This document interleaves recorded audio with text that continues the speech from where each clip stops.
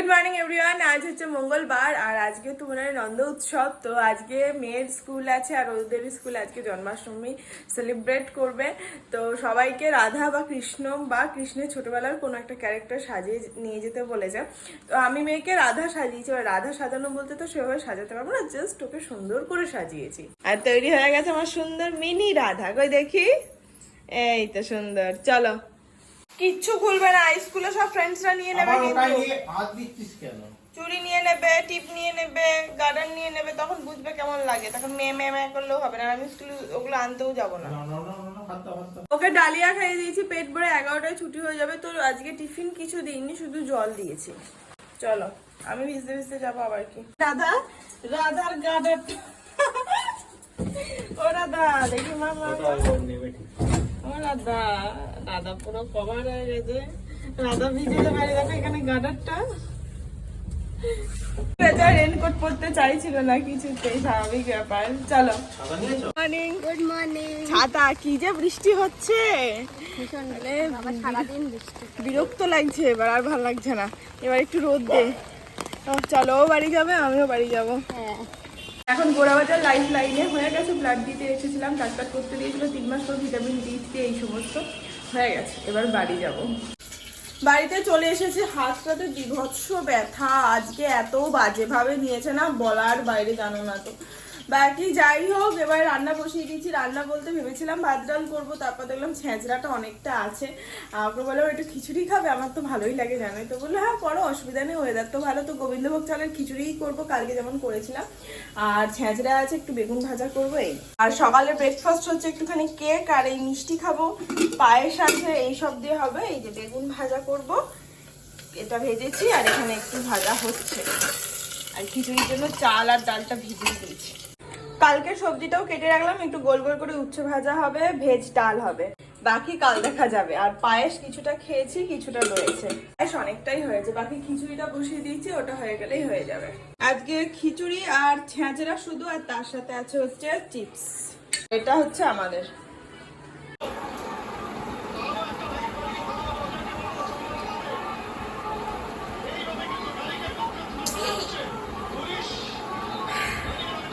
এই যে গরম গরম খিচুড়ি আর বেগুন ভাজা নিয়েছি, নে মা খা, দিচ্ছি।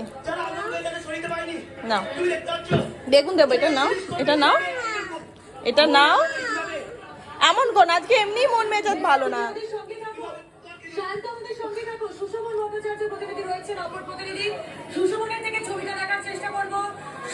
কি যে হবে ভগবান জানে। বাকি খিচুড়ি, বেগুন ভাজা আর শুধু ছেঁচড়াই। এই যে গরম হয়ে গেছে। Good evening everyone. সন্ধ্যাবেলাতে আমি দুপুরবেলাতে না আমি ভালো মতন ঘুমিয়েছি, মেয়েকে ঘুম পাড়াতে গিয়ে দিয়ে না ব্লগটা এডিটিং করতে আর ভুলে গেছি, হয়নি। তো এখন সন্ধ্যে 7টা বাজে, ব্লগ এডিটিং করতে এখন বসেছি। বাকি ও রিপোর্টসগুলোকে সব নিয়ে আসলো, ঠাকুরের আশীর্বাদ বাবা, সমস্ত রিপোর্ট ঠিক আছে, ভিটামিন ডি3 ঠিক আছে। আরও ডাক্তারের কাছে গেলে যা হয়, প্রচুর টেস্ট যায়, যেমন সুগার দিয়েছিল।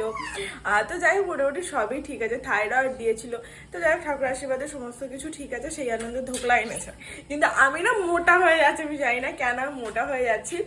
মানে আমার সমস্যাটা কি, আমি একটু খাই বেশি, খেতে ভালোবাসি। তো খাবার দেখলে নিজেকে সামলাতে পারি না, সেটা ঘরের খাবারই হোক আর বাইরের খাবারই হোক।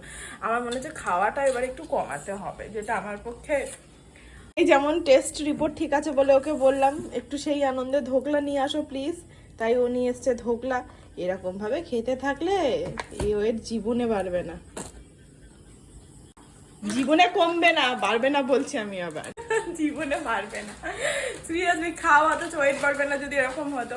না, আমার অ্যাকচুয়ালি 62 ছিল, আমি আজকে ভাবলাম দেখলাম 64 হয়ে গেছে, মানে 2 কেজি ওয়েট বেড়ে গেছে। এটা খাওয়ারই জন্য, শুধু তাই না, মানে আমি বুঝতেও পারছি আমি একটু মোটা হচ্ছি।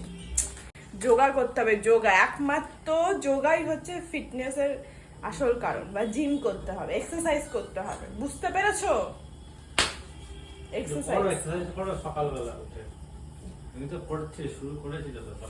শুরু করেছিলাম, কিন্তু তারপর ওই সকাল 6টায়, মানে ঘুম আর খাওয়া বাদ দেওয়া আমাদের মতো মানুষদের জন্য একটা বড় কষ্টের ব্যাপার। আমি এর জন্যই দুপুরবেলাতে না ঘুমাই না, আগে কাজটা কমপ্লিট করি, তারপর ব্লগটা এডিট করা হয়নি। ঘুম থেকে উঠে সন্ধ্যেবেলায় টিফিন করে বসলাম, 1 ঘন্টার গোটা ব্লগটা ছিল বাবা রে। ফাইনালি এডিটিং করে আপলোড করেছি, একটু রাত হয়েছে। বাকি তোমরা দেখো আর অবশ্যই কমেন্ট করে জানিও কেমন লাগলো। সব সেরে এখন ডিনার নিয়ে বসে গেছি। আর কি কাল স্কুল আছে, তবে মাথাটা প্রচন্ড ধরেছে, কেন জানি না ব্যাক পেন হচ্ছে খুব। আর এই যে আমার খুব পছন্দের ছেঁচড়া, যেটা প্রায় শেষ, আর এর সাথে আছে হচ্ছে আলুর দম, আর আছে হচ্ছে রুটি, যেটা স্যার হয়তো খাবেন। চাইলে আপনি এই যে খিচুড়িও খেতে পারেন। এখন কালকেরটা খুব ভালো হয়েছিল না, আজকের তো ওটা ভালো হয়নি বলে না না না, কালকেরটা প্রাণ দিয়ে মন দিয়ে হৃদয় দিয়ে করেছিলাম, বুঝতে পেরেছিস তো? বুঝলি না, সিরিয়াসলি কালকের মানে একটা মানে ভাজা থেকে শুরু করে পায়েস চাটনি, মানে বিনা টেস্টে, মানে টেস্ট তো করিনি ভোগ বলে, এত অপূর্ব হয়েছে। আমি নিজে যে রেঁধেছি, মানে আমি নিজেই বলছি নিজের মুখে, বলার বাইরে অসাধারণ, নুন ঝাল পুরো পারফেক্ট হয়েছে, খুব সুন্দর হয়েছিল। বাকি যাই হোক, চলো আজকে ব্লগটা এখানেই শেষ করি, দেখা হচ্ছে নেক্সট ব্লগে। ততক্ষণ সবাই খুব ভালো থেকো, সুস্থ থেকো, আর অবশ্যই সাবধানে থেকো। Tata and good night, by.